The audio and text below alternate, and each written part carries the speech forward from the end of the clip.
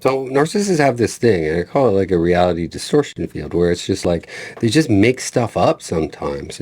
But reality is they're always going to be the victim. They're always going to be playing, the one that's been hurt, and they're going to call you for reacting to their abusive behavior as too sensitive, or they're going to accuse you of being the problem. And then what happens? It's just like it gets followed by silence. And the silence that actually follows makes us doubt what's real. And then, in the final stage, it's just like what they realize is that once we've been in these manipulative situations for a while, we end up gaslighting ourselves. We start thinking maybe that we're the problem, or it is our fault, or we could have done something differently. When the reality is this game was rigged to begin with.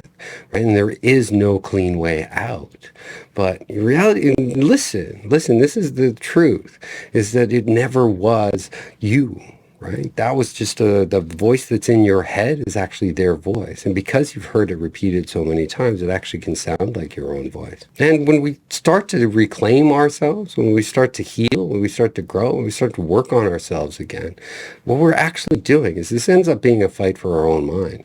And the whole insanity of that whole experience, that can be undone. But the whole thing starts by labeling the insanity for what it was. That was an insane environment, and you were stuck in there. And it feels like it got stuck on you.